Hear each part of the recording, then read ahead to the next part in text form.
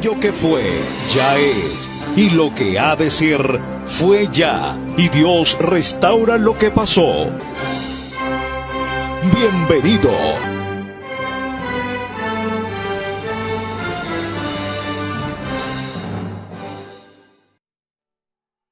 Firmes y adelante, huestes de la fe, sin temor alguno, que Jesús nos ve. Jefe soberano,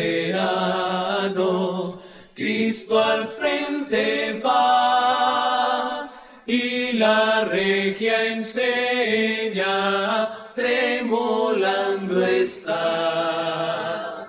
Firmes y adelante, huestes de la fe, sin temor alguno, que Jesús nos ve.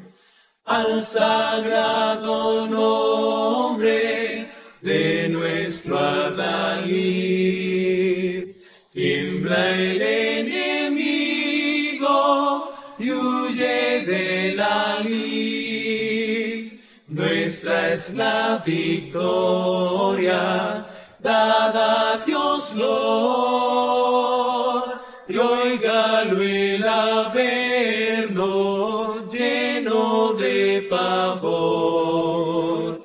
Firmes y adelante,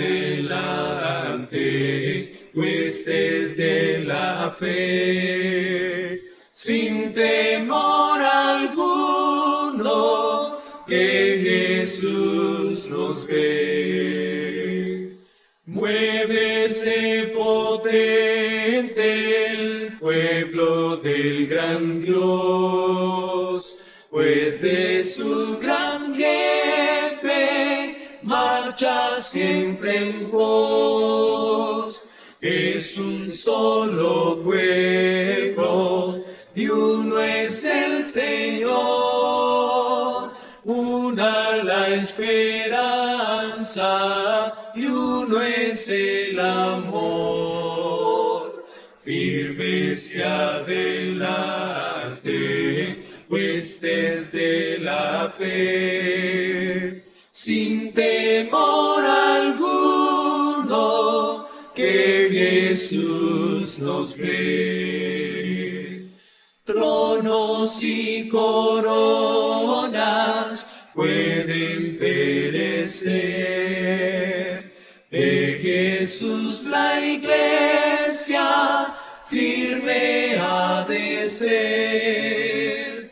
Nada en contra de ella prevalecerá, porque la promesa nunca faltará. Firmes y adelante, huestes de la fe, sin temor alguno, que Jesús nos ve.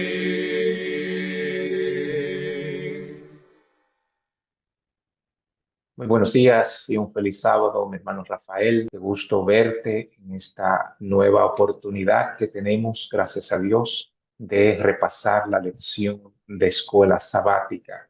Queremos también extender esta salutación a los amigos, hermanos que en diferentes partes estamos contentos, estamos felices de poder compartir la palabra de Dios con todos ustedes. ¿Cómo te sientes, mi hermano Rafael? Y feliz sábado para ti.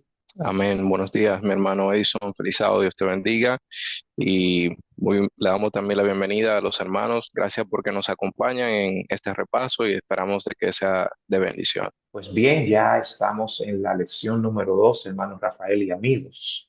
Queremos pedir la dirección de nuestro Señor. Quiero pedirte, hermano Rafael, si pudiera dirigirnos en una oración, por favor. Oremos. Padre nuestro que estás en el cielo, alabamos y glorificamos tu nombre, Señor. En esta mañana, oh Padre Celestial, queremos venir a ti pidiendo primeramente el perdón de nuestros pecados, y también dándote las gracias, Señor, por un día más que tú nos regalas. Así que en este momento que vamos a presentar tu palabra, Señor, pedimos que tu palabra pueda llegar a los corazones y pueda sea ella la que santifique, Señor, que la que nos prepare para tener una vida semejante a la tuya, Señor. Capacítanos y llénanos de tu gracia en el nombre de tu Hijo amado Cristo Jesús. Amén. Amén. Bien, como ya mencionamos, ya estamos en la parte de la lección número 12. Bien, pues entonces la lección número 12 lleva por título La apostasía omega. Si recordarán, en la semana pasada estuvimos, o la lección número 11 estuvo tocando acerca de la apostasía alfa. Entonces, aunque daremos alguna pincelada o retoquemos otra vez lo que fue o lo que es, de lo que se trata la apostasía alfa, lo que se trató, también vamos a hablar de la apostasía omega. El texto para memorizar lo encontramos en Gálatas 6:7. Nos dice lo siguiente: no os engañéis, Dios no puede ser burlado, pues todo lo que el hombre sembrase, eso también segará. Así que no podemos pensar o no engañarnos a nosotros mismos, dice el apóstol, el pensar de que podemos cosechar una cosa que no hemos sembrado. El pensamiento clave de la semana nos dice, y es extraído del mensaje Select volumen 1 y el volumen 5. Muchos vienen a mí pidiéndome que les explique los puntos de vista presentados en el libro Templo Viviente. Contesto: son inexplicables. Las opiniones expresadas no dan un verdadero conocimiento de Dios. Dice ella que a pesar de que no son explicables, pero sí ella tenía la seguridad de que las opiniones expresadas no dan un verdadero conocimiento de Dios. En todo el libro, dice ella, hay pasajes de las Escrituras. Se presentan esos textos de tal manera que el error parece verdad. Y nosotros entendemos que precisamente esa es la artimaña del enemigo. Eso es un modo operandi de mezclar, digamos, con el error un poquito de verdad, para que no se vea así tan a la clara, de una manera sutil. Teorías erróneas se presenta de una manera tan agradable que a menos que se tenga cuidado, muchos serán descarriados, que a menos que no tengamos cuidados, podemos entonces, hay peligro cuando no se tiene cuidado. No necesitamos del misticismo que hay en este libro. Mensajes de Lecto, volumen 1, página 236. Sigue diciendo ella en el volumen 5. Puedo citar como ejemplo del libro Templo Viviente: el autor sostenía que sus enseñanzas eran idénticas a las que se hallan en los escritos de Elena de White, o sea, de ella. Más de una vez tendremos que luchar contra la influencia de hombres que han estudiado las ciencias de origen satánico y por medio de los cuales Satanás procurará destruir la personalidad de Dios y de Cristo. Importante lo que ella se refiere aquí a las personalidades. Está hablando de dos personas: la personalidad de Dios como la de Cristo. El Padre y el Hijo tienen cada uno su personalidad. Tremenda declaración.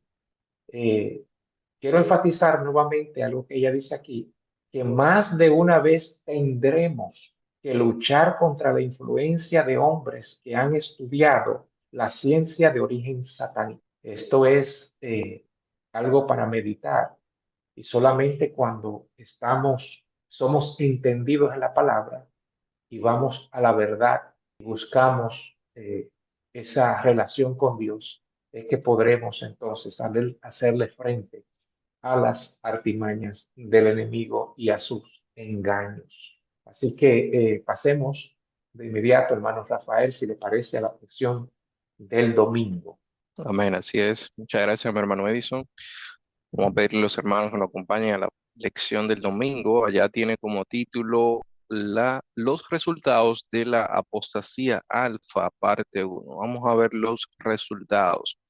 Acá tenemos una pregunta, la cual nos dice, ¿qué revela la profecía dada por el apóstol Pablo y que también se cumplía con el problema del doctor Keller? Primera de Timoteo, capítulo 4, versículo 1. Pero el Espíritu dice claramente que en los posteros tiempos algunos apostatarán de la fe. Y allí hay una coma. Dice, ¿cómo apostatarán de la fe? Escuchando a espíritus engañadores y a doctrinas de demonios, por lo cual tenemos que tener cuidado. Así que tenemos una nota por acá. Esto es una conversación entre el doctor Keller y un hermano, se llama Spicer, en la residencia. Eso fue en el año 1904. Y en esa conversación dice lo siguiente. Transcribimos a continuación parte del razonamiento del doctor George Harvey Keller y su tema panteísta. ¿Dónde está Dios?, preguntó Keller. Él está en el cielo, replicó Spicer. Aquí la Biblia nos pinta el trono de Dios y de todos los seres celestiales y su ejército. ¿Dónde está el cielo?, preguntó Keller. En el centro del universo, replicó Spicer. ¿Dónde está este? Uno no puede decirlo. ¿Qué lo dijo entonces? El cielo es donde Dios esté, y Dios está en todos lados. Bien, este es el razonamiento, ¿verdad?, que tenía Keller acerca de dónde estaba Dios y su conocimiento panteísta. Sigue diciendo por acá, Dios está en mí y cada cosa que hago es por el poder de Dios. Cada acto singular es un acto creativo de Dios. En Mensajes Celestos, la volumen 1, la página 233, nos dice lo siguiente acerca del libro El Templo Viviente, que fue escrito, recordamos, fue escrito por el hermano Keller. Dice, lo que se le mostró a la hermana White, que después se diría con respecto al libro Templo Viviente, se dirá que el templo viviente ha sido revisado. Eso es lo que dirían, ¿verdad? Pero el Señor me ha mostrado, el autor no ha cambiado y que no podrá haber unidad entre él y los ministros del Evangelio mientras continúe fomentando sus opiniones actuales.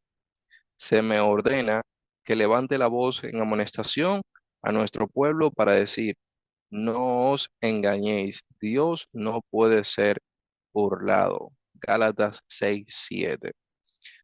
Aquí podemos ver de que eh, se quería decir de que ese libro se iba a revisar y quizás se iba a corregir lo que allí estaba, pero como se le reveló a la hermana White, el autor no iba a cambiar sus opiniones, sino que iba a seguir opinando en contra de lo que dice la palabra de Dios.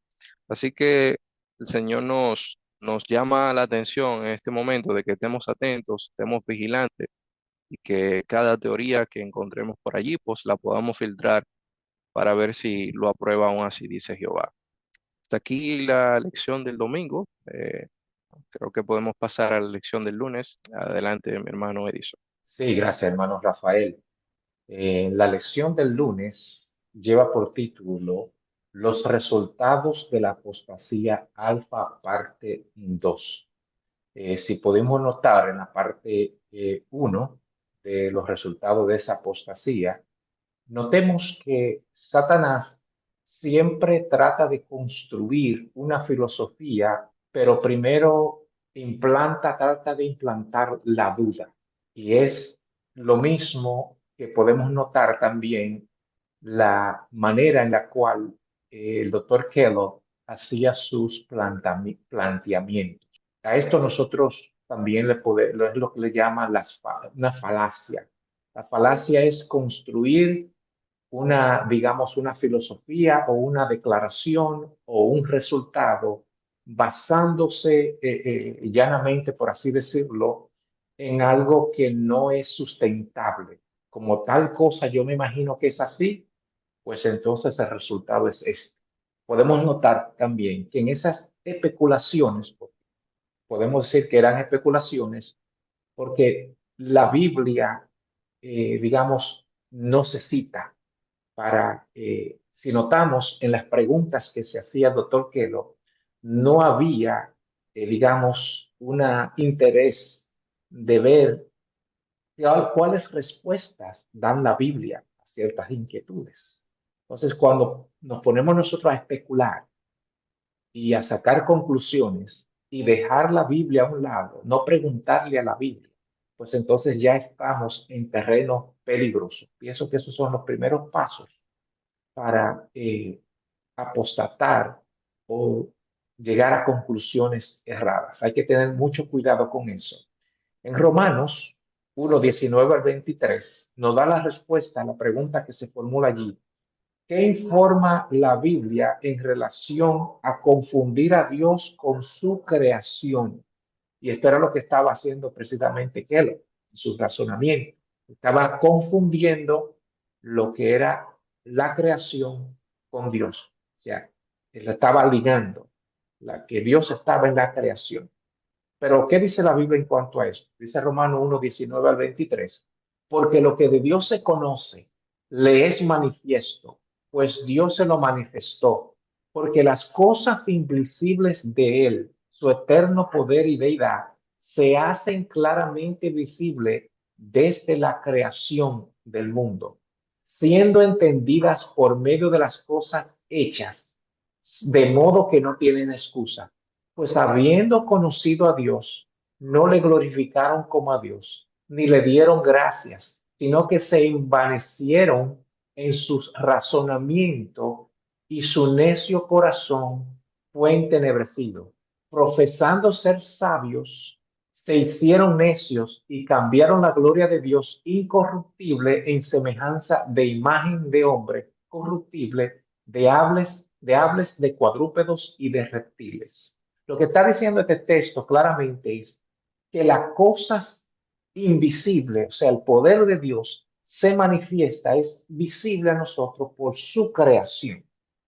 O sea, la creación es simplemente nos apunta a un Dios creador, a un Dios que es omnipotente, que es maravilloso por sus obras, pero que no está diciendo el texto aquí de ninguna manera que la creación sea Dios, sino hay una diferencia en lo que es la creación y lo que es Dios. De hecho, Dios no es un ser creado, por ende está fuera de lo creado.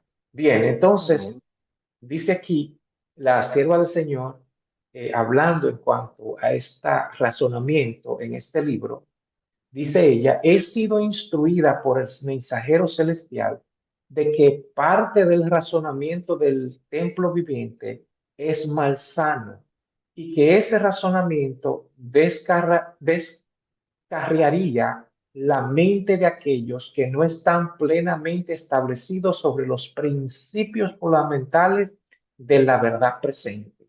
Introduce aquello que no es nada sino especulación en cuanto a la personalidad de Dios y en donde está su presencia. Entonces dice que, hermanos Rafael y amigos, que este razonamiento más sano descarriaría la mente de aquellos que no están plenamente establecidos sobre los principios fundamentales de la verdad presente. ¿A qué principio ella se estaba refiriendo? Bueno, a los principios, a las doctrinas que entendemos que fueron dadas por Dios, que, digamos, pasan la prueba, se da testimonio, se ha dado testimonio de que Dios ha hablado a través de la profeta Elena de White y los pioneros. Entonces, hablando sobre las creencias de a dónde, digamos, aterrizó, por así decirlo, en un lenguaje llano, el razonamiento de Kellogg, Su conclusión fue, admitida por él, de que ahora él llegaba a creer y estar seguro de que Dios es un Dios trino, y él lo formuló de la manera que ya conocemos de la definición de lo que es la Trinidad: Dios Padre, Dios Hijo y Dios Espíritu Santo. Entonces, de manera que esta declaración o esta doctrina no estaba para nada en armonía con los principios fundamentales que recibieron nuestros pioneros, específicamente eh, en las declaraciones y visiones de Elena de White en cuanto a la personalidad de Dios. Creemos que la posición trinitaria no es una posición digamos, bíblica. Más bien lo que hace es destruir la personalidad de Dios, o intenta, digamos, destruir lo que es la personalidad de Dios.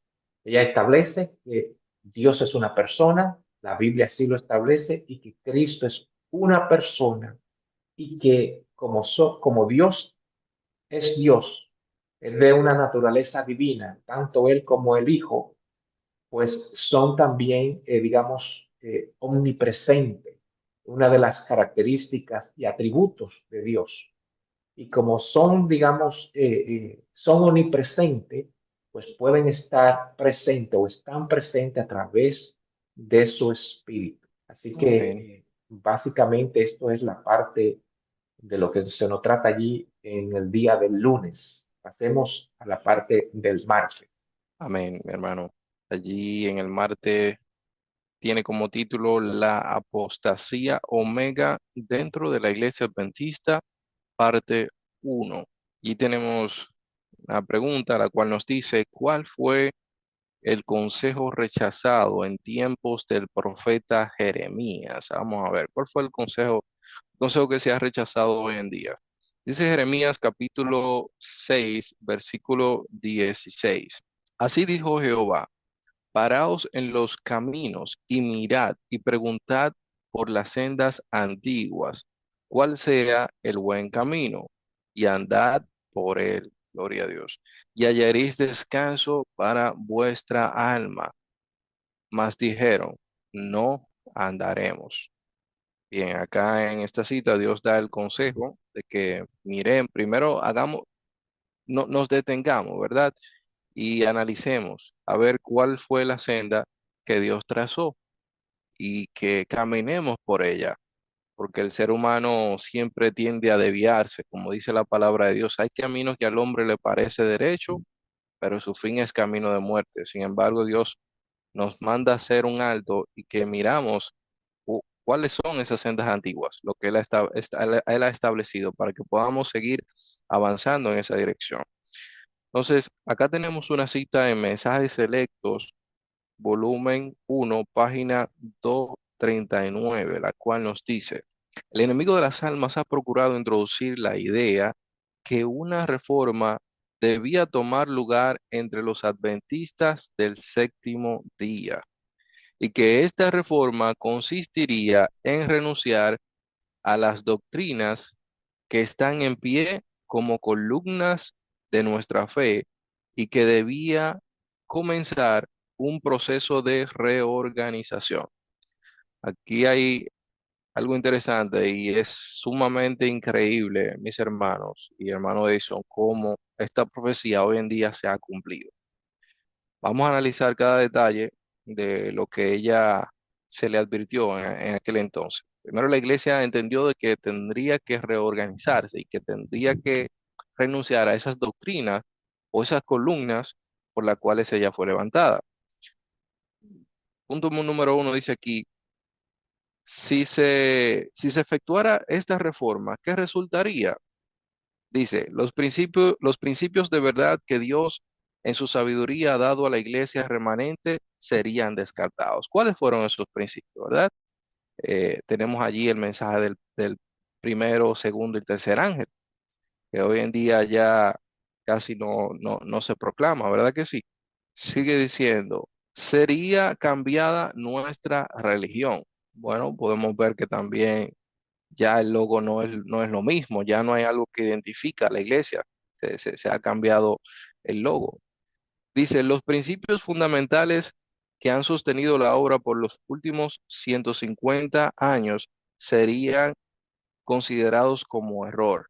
Vemos que la iglesia adventista se levantó entendiendo de que había un solo Dios, ¿verdad? Padre de todos y un mediador por el cual Dios había creado todas las cosas, pero ya hoy en día se entiende que no es así, sino que un comité ha creado todo. Entonces sigue diciendo, se establecería una nueva organización, se escribirían libros de una nueva orientación, y eso también está ocurriendo hoy en día. Sigue diciendo,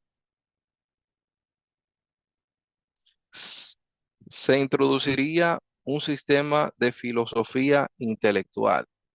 Eso está pasando también. Los fundadores de este sistema irían a las ciudades y harían una obra maravillosa. Por supuesto, se tendría poco en cuenta el sábado y también el Dios que lo creó. No se permitiría que nada se interpusiese en el camino del nuevo movimiento. Los dirigentes enseñarían que la virtud es mejor que el vicio, pero habiendo puesto de lado a Dios, resolverían depender del poder humano que no tiene valor sin Dios. Su fundamento estaría edificado sobre la arena y la tormenta y la tempestad barrerían la estructura. Increíble, increíble, pero ¿cómo se ha cumplido todo esto hoy en día? Nos sigue diciendo primeros escrito en la página 187, los que no tuvieron experiencia en los mensajes del primer ángel y del segundo deben recibirlos de otros que participaron en aquella experiencia y estuvieron al tanto de los mensajes. La página Alza tus ojos también nos sigue diciendo en la 351, la gran apostasía que se desarrolla e incrementa en forma creciente continuará así hasta que el Señor descienda del cielo con aclamación. Debemos aferrarnos a los principios originales de nuestra fe denominacional y avanzar con fortaleza y fe crecientes. Así que el llamado esta mañana, mis hermanos, es que nosotros nos afiancemos, ¿verdad? En esos principios, esos fundamentos que el Señor levantó y que avancemos en esa dirección. Y que preguntemos cuáles fueron esas sendas antiguas para que caminemos por ellas. Hasta acá la parte correspondiente al martes. Me parece podemos pasar al miércoles, mi hermano Edison, a menos que tengas un comentario allí en el martes. Sí, amén, sí. La parte del miércoles es un seguimiento ya a la parte del martes, lo que ha tocado. Pero hay una pregunta que creo que deberíamos hacernos. ¿Fue Elena de White una profeta de Dios? ¿Creemos verdaderamente que Dios la utilizó para dar mensajes específicos a la iglesia, a un pueblo? Porque Amén. si es así, si creemos de que Dios manifestó el don profético a través de su ministerio, deberíamos, pienso yo, hermano Rafael y amigos y hermanos, ponerle atención a lo que usted acaba de ver en el mensaje selecto, volumen 1, página 239. Porque si es así, debemos tomar decisiones y revisar si estas cosas son así. Porque específicamente, como usted lo mencionaba, hermano Rafael, eso lo que fue una profecía en su tiempo, cuando ella lo escribió y lo declaró, pues ya hoy es un cumplimiento, ya muchos años de eso. Entonces, en la parte del miércoles, dándole seguimiento a este tema, nos hace allí la pregunta, ¿cuál debería ser nuestra actitud a los cambios introducidos dentro del pueblo adventista, específicamente a través de la institución, a partir del año 1931 y aprobado en el 1980? O sea que estas fechas esclarecen o avalan lo que hemos estado diciendo, que estamos hoy en el 2025 y ya desde el 31 se comenzaron a dar estos pasos lentos pero seguros hacia un cambio. Y la realidad es que hoy la corporación adventista, podemos decir con toda seguridad, que no es el pueblo que Dios levantó en sus comienzos. Ella dijo que nuestra religión sería cambiada. Estamos viendo precisamente donde hay dos, digamos, religiones, por así decirlo. Está lo que es el pueblo adventista y la institución adventista. Tienen el mismo nombre, pero dos, digamos, instituciones o no instituciones, sino dos religiones con, digamos, principios fundamentales o doctrinas diferentes. Así que no hay igualdad en eso. Entonces, la pregunta sigue en pie. ¿Cuál debería ser nuestra actitud frente a los cambios introducidos dentro del pueblo adventista del séptimo día que lo ha realizado la corporación a partir del año desde el 31 y aprobado en 1980? ¿Y qué fue lo que se aprobó? Bueno, precisamente esta doctrina de la Trinidad, la cual comenzó el doctor Kellogg a introducirla en esos tiempos, en los tiempos de los pioneros, la cual ella y otros pioneros juntamente con ella le hicieron frente. Y la distinción se marcó allí en cuanto a lo que hemos leído de lo que dijo la sierva del Señor, en este caso Elena de White, que esa doctrina de la Trinidad había, que destruye la personalidad de Dios, no está en armonía con los principios fundamentales en cuanto a la personalidad de Dios y la personalidad de Cristo, que era totalmente diferente a lo que ellos habían recibido. Bien, entonces hay una cita en Gálatas 1, 6 y 10 para entrarnos a la respuesta a la pregunta. Nos dice el apóstol, estoy maravillado de que tan pronto os hayáis alejado del que os llamó por la gracia de Cristo para seguir un evangelio diferente. No que haya otro, sino que hay algunos que os perturban y quieren pervertir el evangelio de Cristo. Mas, si aún nosotros, dice el apóstol, o un ángel del cielo os anunciara otro evangelio diferente del que os hemos anunciado, sea anatema.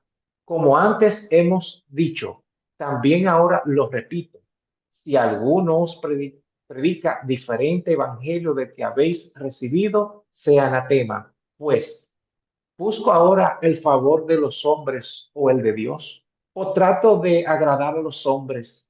Pues si todavía agradara a los hombres, no sería siervo de Cristo. Entonces, creo que el pasaje es bastante claro y nos llama a la reflexión. El apóstol Pablo está diciendo, puede hasta bajar un ángel del cielo y tratar de enseñar una cosa diferente. Entonces, entendiendo que los cambios se han hecho, el apóstol Pablo nos pregunta a nosotros hoy en día, ¿a quién vamos nosotros a agradar? ¿Vamos a agradar al hombre o vamos a agradar a Dios? Y él termina diciendo, pues si decidimos agradar a Dios, perdón, a los hombres, no vamos a agradar a Dios. Así que el llamado, también en Apocalipsis 3:10, Cristo hace una promesa para aquellos que guardan su palabra. Hay una promesa ahí en Apocalipsis 3:10 y 11. En la parte del miércoles, el mensaje selecto, volumen 1, volumen 2, página 118, ahí la sierva del Señor nos está haciendo un llamado a la reflexión, que revisemos esas doctrinas que fueron recibidas por Dios y que nuestra respuesta a la pregunta del miércoles sea que nosotros queramos agradar a Dios antes que a los hombres, tomando decisiones por Dios. Bien, entrémonos a la parte del jueves, hermano Rafael, si le parece. Amén, amén. Claro que sí, mi hermano. La parte del jueves lleva como título La apostasía omega dentro de la Iglesia Adventista del Séptimo Día. Analicemos esta apostasía, ¿verdad? Así que tenemos una pregunta la cual nos dice, ¿qué cambios se han producido dentro del pueblo adventista del séptimo día? ¿Cuáles son esos cambios, mis hermanos? Entonces, veamos lo que dice Judas versículo 3. Dice, amados, por la gran solicitud que tenía de escribiros acerca de nuestra común salvación, me ha sido necesario escribiros exhortándoos que contendáis ardientemente que ha sido dada, por la fe que ha sido una vez dada a los santos. Bien, allí nuestro hermano Judas nos exhorta que contendamos por la fe. Recuerden que en el tiempo de antediluviano, Dios había dicho, no contenderá mi espíritu más con el hombre, ciertamente es carne. Quiere decir que antes de que Dios diera ese decreto, el Señor estaba contendiendo, ¿verdad? Tratando de convencer a los corazones humanos. Y hoy en día también el hermano Judas nos insta a que contendamos por la fe, a que verifiquemos cuál fue esa fe que se le dio a los santos. Ese es el llamado. También, primera de Timoteo, capítulo 4 versículo 1 nos sigue recordando de que en los últimos días, ¿verdad? Porque el Espíritu dice claramente que en los postreros tiempos algunos apostatarán de la fe, escuchando a espíritus engañadores y a doctrinas de demonios. Por eso es que hoy en día tenemos que contender ardientemente por la fe que ha sido dada una vez a los santos. Acá tenemos una nota, vamos a ver la siguiente comparación de ciertos conceptos. De 1874 hasta el 1914, estas eran las declaraciones, dice declaración en los anuarios de la Iglesia Adventista, la pionera. Vamos a analizar aquí lo que creía la Iglesia pionera en ese tiempo. Referente al Padre, se dice que hay un solo Dios, personal, ser espiritual, el creador de todas las cosas, omnipotente, omnisciente y eterno, infinito en sabiduría y santidad, justicia, bondad, verdad y misericordia, inmutable y presente en todas partes por su representante, el Espíritu Santo. Veamos ahora lo que se dice del Hijo, lo que se había indicado del Hijo. Dice que hay un Señor Jesús, el Hijo del Padre eterno, por quien todas las cosas fueron creadas y por quien todas subsisten, que tomó para sí la naturaleza de la semilla de Abraham para la redención de nuestra raza caída. Vivió entre los hombres lleno de gracia y verdad, vivió nuestro ejemplo. Era lo que se creía del Hijo, ¿verdad? Acerca del Espíritu Santo, bueno, dice aquí que ninguna declaración sobre el Espíritu Santo fue hecha en ese momento. La declaración sobre el Espíritu Santo fue incluida en la declaración sobre Dios el Padre. ¿Y qué dice? Dios el Padre está presente en todas partes por su representante, el Espíritu Santo, su presencia, ¿verdad? Y también en una breve línea, al hablar de la manifestación del Espíritu en la iglesia a través de los dones, en la sección número 16 de la Declaración de los Principios Fundamentales de 1872. Era lo que la iglesia adventista, ¿verdad? Nuestra iglesia creía en el año 1872. Ahora veremos la comparación. ¿Qué es lo que se ha creído a partir del año 1980? Porque allí hubo un cambio. Notemos el cambio. Ahora se dice de la Trinidad, hay un solo Dios, Padre, Hijo y Espíritu Santo. Una unidad de tres personas coeternas. Dios es inmortal, todopoderoso, omnisciente, superior a todos y omnipotente. Es infinito y escapa a la comprensión humana, aunque se lo puede conocer por medio de su autorrevelación. Es digno para siempre de reverencia, adoración y servicio por parte de toda la creación. Así que observemos cómo en la nueva creencia se establece aquí que el único Dios de la Biblia no es una persona ya no es una persona, sino es una unidad de tres personas. Además, se agrega una terminología que es netamente católica. Se dice Dios el Padre, Dios el Hijo y Dios el Espíritu Santo. Y y realmente está también ajena a lo que creían los pioneros para el año 1874. Allí está bien claro, ¿verdad?, el cambio que ha ocurrido. Creo que podemos pasar a la lección del viernes. Adelante, mi hermano. Sí, así es, hermano Rafael. Esta aclaración ha sido bastante reveladora y quisiéramos decir lo siguiente. Nosotros entendemos que los principios fundamentales, dígase las doctrinas que recibieron los pioneros de parte de Dios, creemos que son bíblicas y por ende es la verdad concerniente a la persona del Padre. Independientemente cuál sea la posición quizás contraria de algunos que nos estén viendo o escuchando, pero sí hay algo bastante claro que pudiéramos estar de acuerdo, y es que los principios fundamentales, las creencias de los pioneros, no es la misma que sostiene la organización hoy en día. De manera que estableciendo eso, habría que hacerse una pregunta que la considero yo importante. ¿O recibieron los pioneros la verdad en cuanto a este tema y la iglesia, por ende, o la corporación, para hacer esa distinción, eh, cambió y por ende no está en lo correcto? ¿Es una doctrina antibíblica?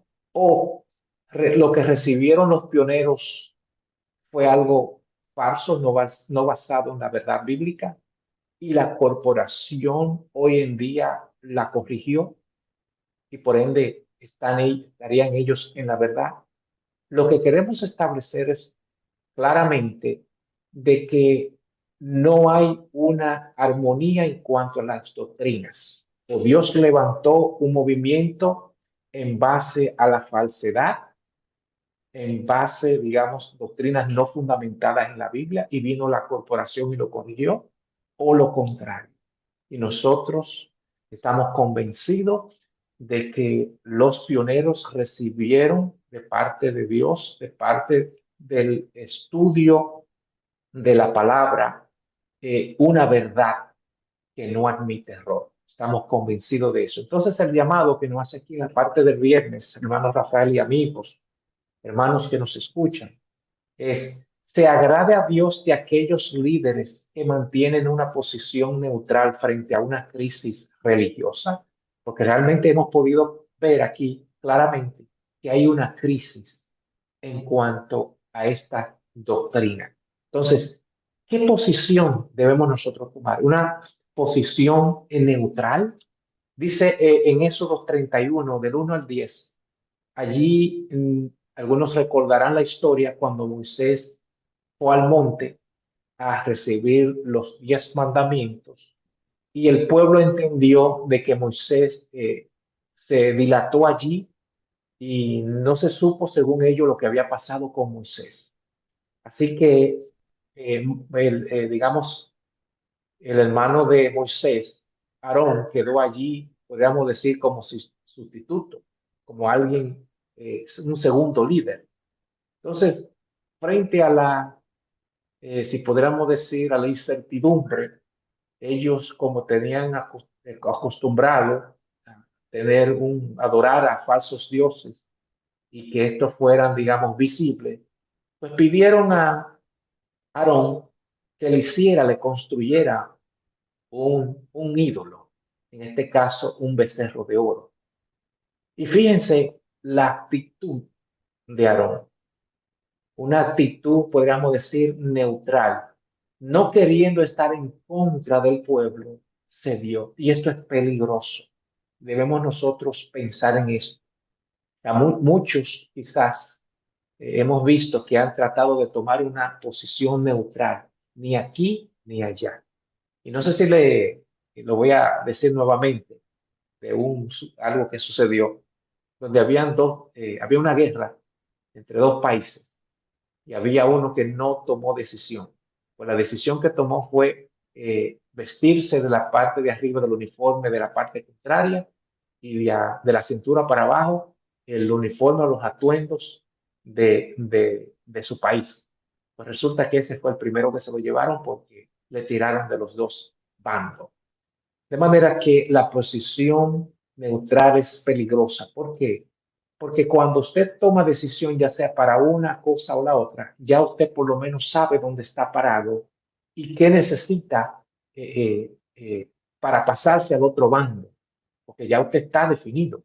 Y si usted está definido, pues se le puede alcanzar de alguna manera u otra.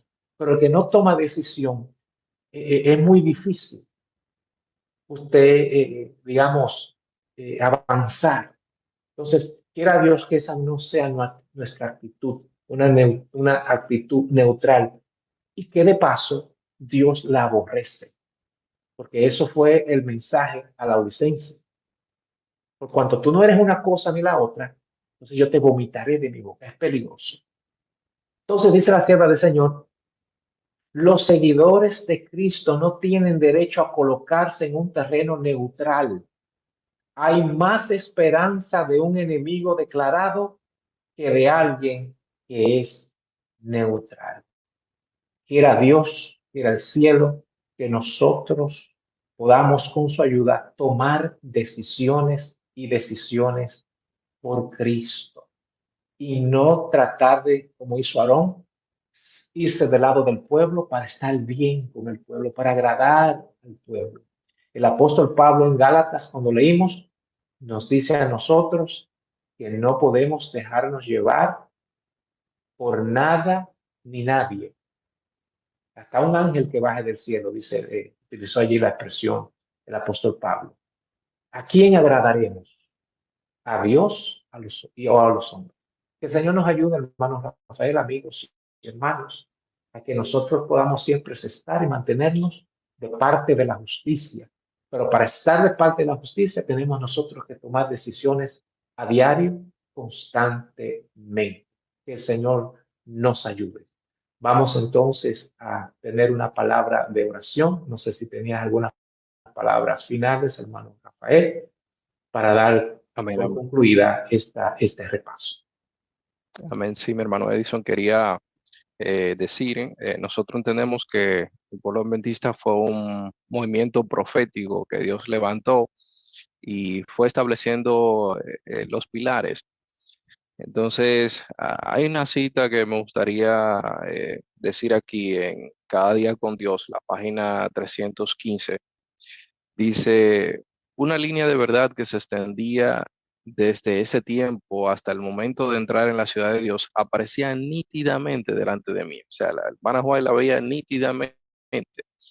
Y dice, y yo daba a mis hermanos y hermanas la instrucción que a su vez el Señor me había dado. O sea, que la revelación no era que ella se la inventaba, era el Señor que se la daba. Dice, así fueron firmemente establecidos los puntos principales de nuestra fe, tal como la sostenemos en la actualidad. Se definía claramente, punto tras punto. Y dice, todo el grupo de creyentes estaba unido en la verdad. Hubo quienes vinieron con doctrinas extrañas, pero nunca tuvimos temor de enfrentarlos. Nuestra experiencia fue maravillosamente consolidada por la revelación del Espíritu Santo. Así que, mis amados hermanos, estemos de parte de la verdad. Si vemos que alguien está en el error, pues mostrémosles lo que dice la palabra de Dios y con amor amonestemos a nuestros hermanos. Que Dios Amén. les pueda bendecir. Amén. Gloria a Dios. Bien, para nosotros ha sido más que un privilegio poder repasar esta lección de esta semana, pidiendo y orando al Señor a que los amigos, por alguna razón, pues no han tomado decisiones firmes, para que el Señor les ayude a tomar decisiones de parte de la verdad. Y aquellos que hemos creído por la gracia de Dios en estos temas bíblicos, porque el Señor nos ayude a mantenernos y fortaleciéndonos cada día. Así que vamos Amén. a tener una oración. Oremos. Querido y amante Padre que estás en el cielo, te agradecemos, Señor, por tu palabra. Te agradecemos, Señor, porque en tu palabra hay esperanza. Ayúdanos a que nosotros podamos siempre estar de parte de la justicia. Consagra nuestra vida a ti, Señor, cada día. Que podamos ser instrumentos útiles para ti, Señor, para tu gloria. Perdona nuestra falta cometida en pecado, perdona nuestra incredulidad y danos siempre el deseo de escudriñar tu palabra, Señor. Que ella pueda santificarnos, Señor, cada día más. Bendice a los amigos, hermanos, que de alguna manera le llega esta programación, que tu paz, tu bendición le alcance también a ellos. Lo pedimos en el dulce nombre de Cristo Jesús. Amén. Amén. Muy bien, hermano Rafael, será hasta otra próxima entrega, Dios mediante, con la lección número 13. Sí sea, Dios te bendiga, hermano. Este programa llegó a ustedes por cortesía del Ministerio Restaurando del Séptimo Día. Bendiciones y hasta la próxima entrega.